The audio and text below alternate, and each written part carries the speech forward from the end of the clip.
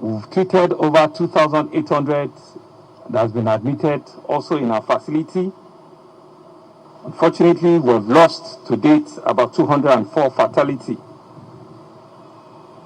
And also want to mention that to date we have tested a little over 51,000 cases have also been tested. I'm sure you know that Lagos continues to remain the epicenter, not only for the pandemic, but also, I'm pleased to say, of the response as well.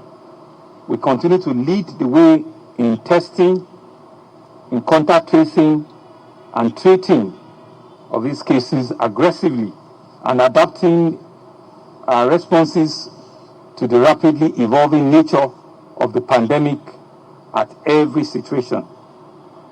I'm therefore pleased to announce that our modeling shows that all our efforts at responding to this pandemic are achieving the desired goal of flattening the curve, as we continue to see a consistent decline in the rate of confirmed COVID-19 infection in the states.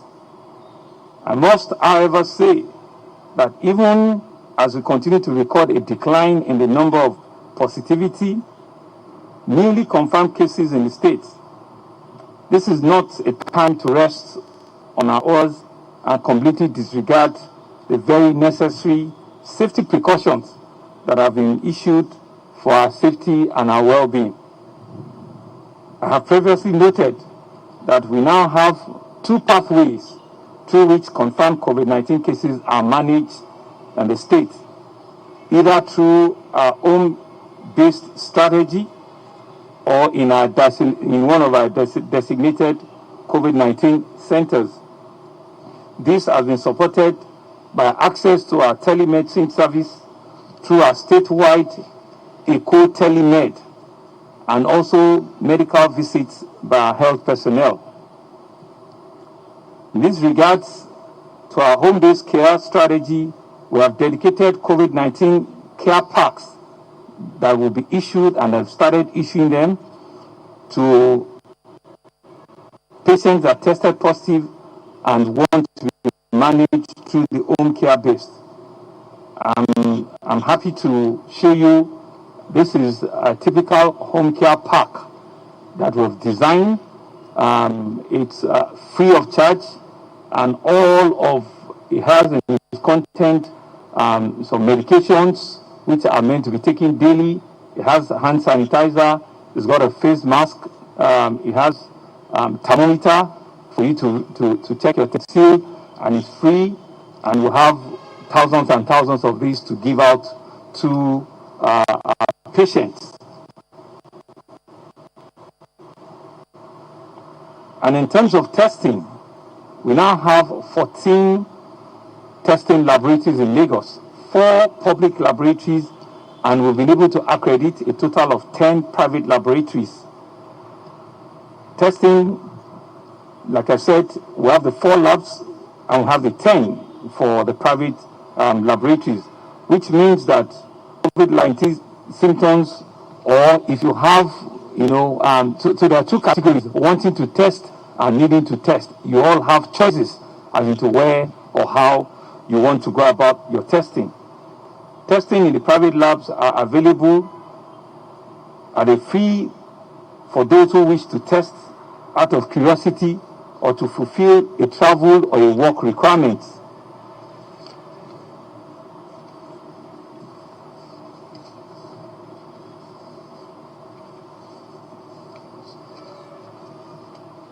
And so all of that were provided the provisions for ability to be able to take care of both the private sector and also the public sector. It is very important to remind ourselves that the pandemic is still with us in the States. The coronavirus is still very much with us. While we've recorded, like I said earlier, a decline in the number of newly confirmed cases in the States, we must, however, continue to remember that the ease of transmissibility nature of this virus and the fact that it possesses very severe consequences for the very vulnerable in our society and the weak amongst us. So we still need to adhere to all of the protocols. The fact that we've seen the gradual easing in our lockdown does not mean that we're now returning to our old ways of doing things. The easing you are seeing is the outcome of a careful and a deliberate attempt to ensure that the livelihood are not crippled by the overwhelming destructive tendencies of the virus. It is certainly not an invitation for us to be careless or to show any form of nonchalant attitude. We must continue to adhere to the guidelines outlined by our health authorities, continue to wear our face mask at all public places, maintain social distancing as possible, and wash and sanitize our hands frequently and thoroughly, avoid handshakes, hugs, and avoid mass gathering where possible. A big part of the responsibility for enforcing these guidelines also lies with us as individuals. Shop and business owners and transporters also have the duty to refuse entry or render service to people that are not wearing face masks. Religious leaders have the responsibility to ensure that services are conducted in full compliance with the relevant guidelines as spelled out by the NCDC and the Lagos State Ministry of Health. We must all show commitment to protecting ourselves and other people, because there can no longer be any measure in which we don't have collective responsibility, and all of us must begin to take individual responsibility and ensuring that the lives of our loved ones is important to us. Dear Lagosians, let me now go on to remind us of some of the already existing permissions and restrictions, as well as the new easing provisions that we hope to unveil in the days coming. As we are aware, the federal government has announced the reopening of our international airspace, with international travel to resume at both Lagos and Abuja International Airport from the 5th of September. To this end, on our part in Lagos, we'll be working assiduously with the Ministry of Aviation, the Federal Ministry of Aviation, and the NCDC to put in a robust plan and adequate measures at ensuring that the safety at our airports are next to none. In fact, in the coming week, I'll be hosting the management of FAN, and also I'll be taking a trip around the airport, Muritala Mohammed, to ensure and to see things for myself that we're indeed ready for the level of the traffic that will be coming in from the 5th of September. I would also wish to mention that we're working with the federal government to ensure that our international travelers might be able to access our online portals, where they would be able to make bookings as regards once they come in within 24 to 48 hours to appear at a testing lab in which they had arranged before they board their flight.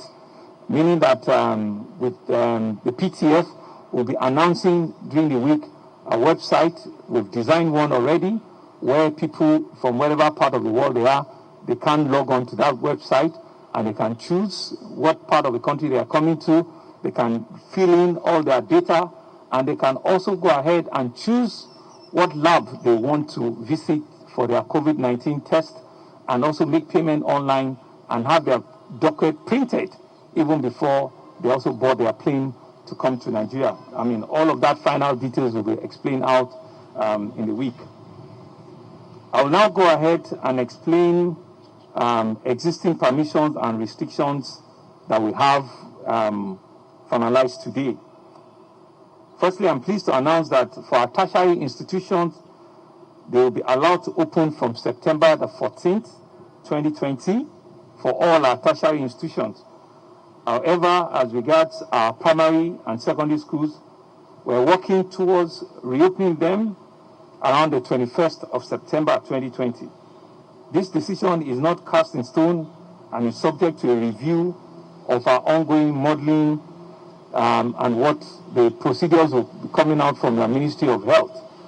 You remember that we had said that we hope that the virus will peak. We will flatten the curve in the month of August. We think that from the modeling we've seen, it appears that it has actually peaked, and in the last 2 weeks, we've continued to see a drop in the positivity that we have encountered in the States. Restaurants are permitted to open for in-dining services, and we must continue to ensure that maximum of 50% occupancy at all points is still what they need to continue to ensure strict compliance to. Social clubs, recreation centers that have registered trustees, as been explained before, they will continue to obey with those compliances as presently being run by Lagos State Safety Commission. Actually must put on record, however, that we are very sympathetic to the plight of our business owners, particularly the businesses in the hospitality and tourism sector.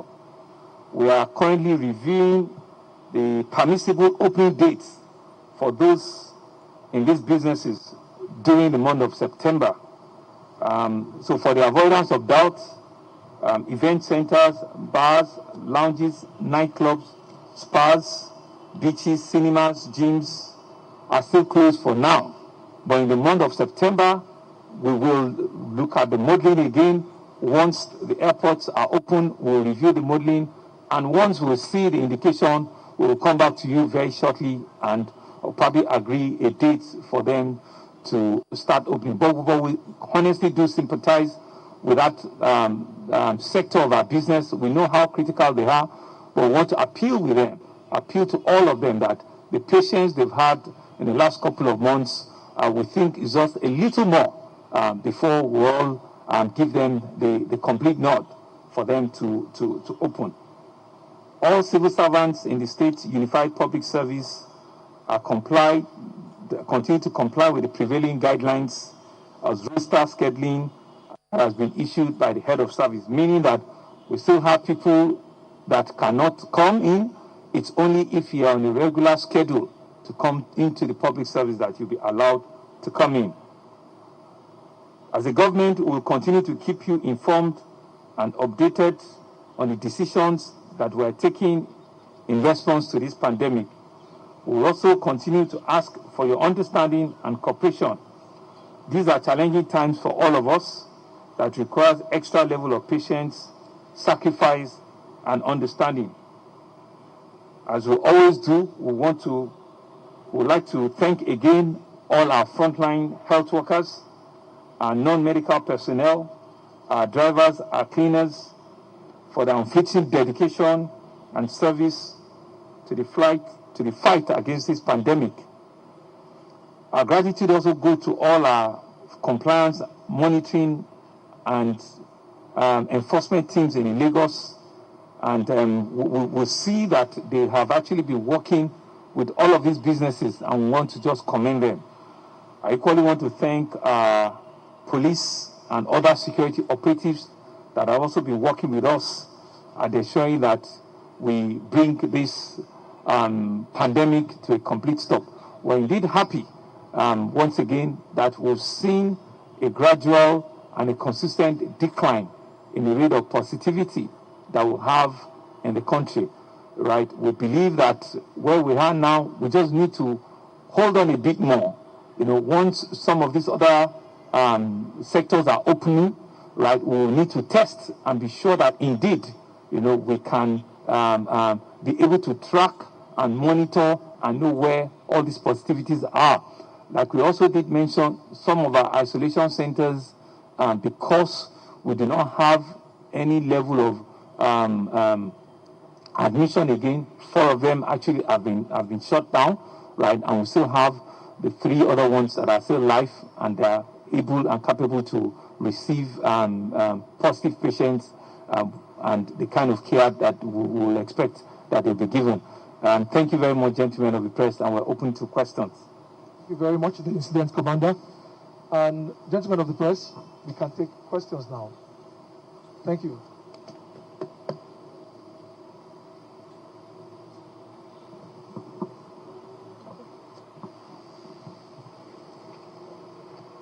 Good evening, Mr. Governor and the Deputy Governor and every other member of the Cabinet. My name is Love Ikuku Oyedokun. I report for Kaftan Television.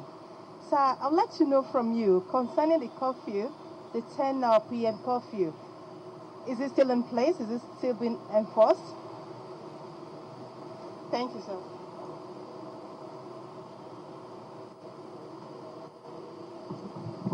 Good evening, sir. My name is Oluwaseun Asogwa. I report for Radio Lagos Eco FM. Sir, in terms of safety precaution, aside from what the federal government has set up to open the international airport, what other safety precaution has the state government put in place, more especially at the exits and the entrance of international airports, sir? Thank you.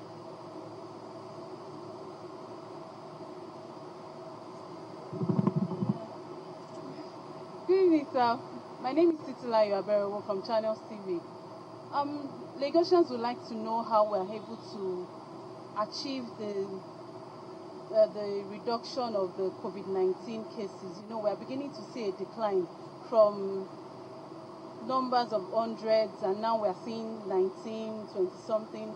We'd like to know how we're able to achieve that and how we've gotten to this point, sir.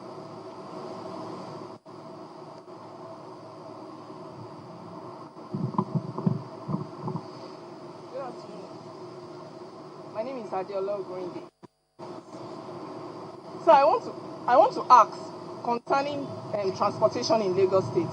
A lot of these buses, they are not adhering to the compliance of social distancing. What are you doing about it?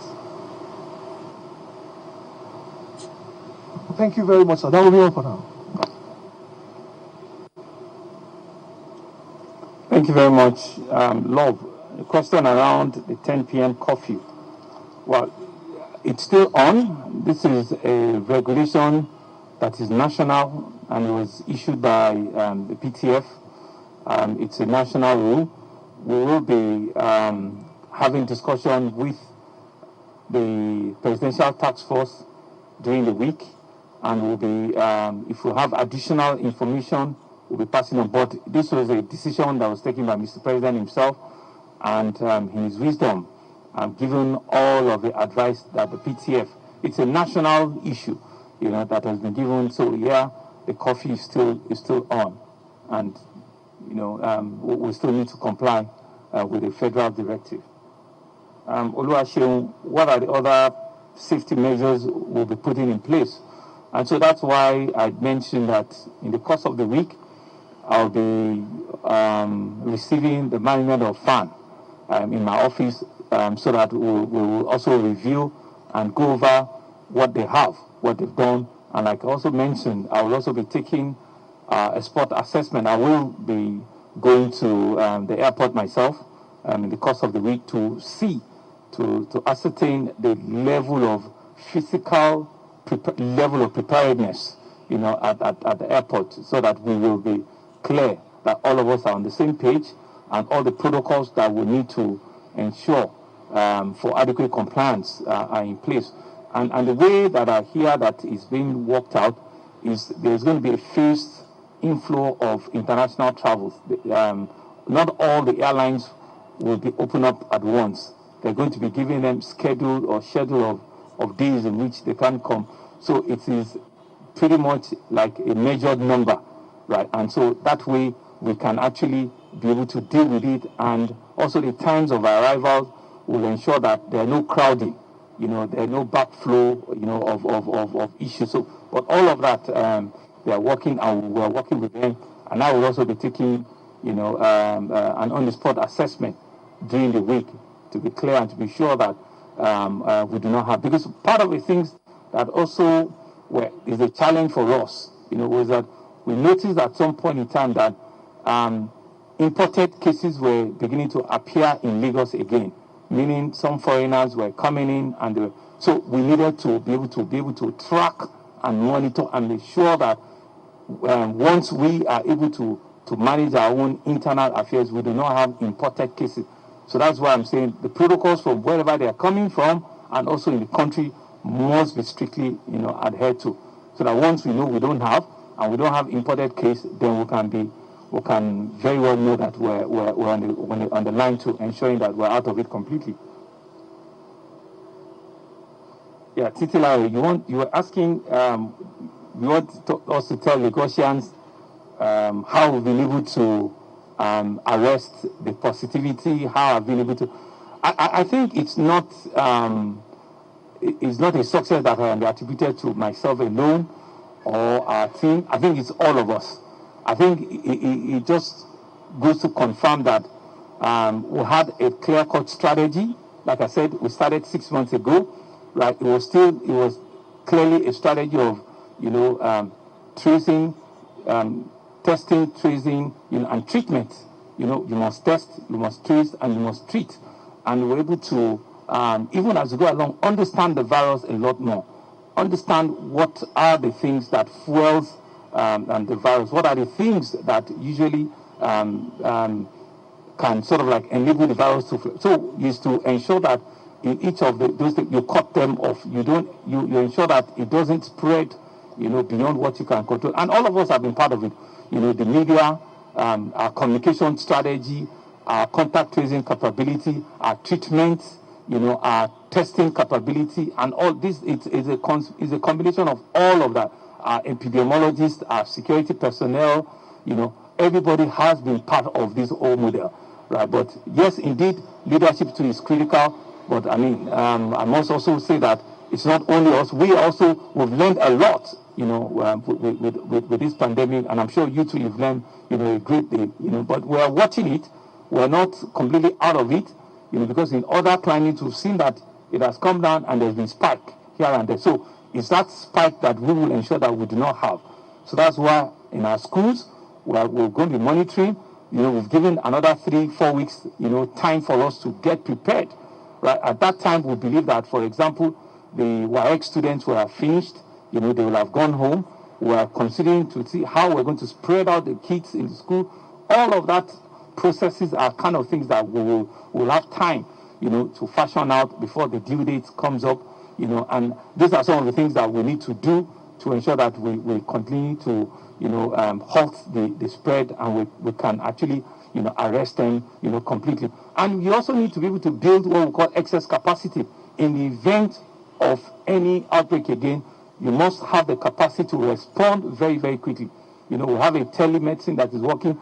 We have our home care pack that we promise that we're giving out to people. And so some of the things that are there are things that you can even use to monitor yourself. You check your temperature, you have your hand sanitizer, you have your face mask, you have your medicine. If you need a doctor, you know who to call. They can do, they can do a diagnostics with you on the phone. So all of these things are part of the various strategy that has helped us to arrest, the virus. And we're indeed happy and thankful to the contribution that has come, from all of you. Adiola was asking issue around transportation. This is a massive, massive, massive city, and people still need to move from one place to another. We'll continue to work with them. These are partners that it was a delicate balance between livelihood, economy, and ensuring that people also comply. So that's why I said in my address too that the drivers even have the responsibility to ensure that if their passengers are not wearing face masks, you can actually turn them down. You can say to them they cannot, come onto your bus. And you, even the driver, of these buses, you must show by examples and ensure that the safety of your passengers are critical to you. And we continue to work with their various unions and see them as partners, because that's one of the ways in which you can ensure that collaboration continues to foster and begin to do well. So it's a moving number for us. The ones that we need to chastise, we do that. The ones that we need to impound, we impound. But the ones that we need to have conversations, we always ensure that we also leave that line of communication, at all times. Thank you very much. In the answers of the question, that will be all for today. Thank you very much. That will be all. Well, I mean, I'm sure some of you were with me earlier today where we visited the families of the helicopter victim. Just to once again say that very unfortunate incident, but we hope it doesn't happen again. Thank you very much.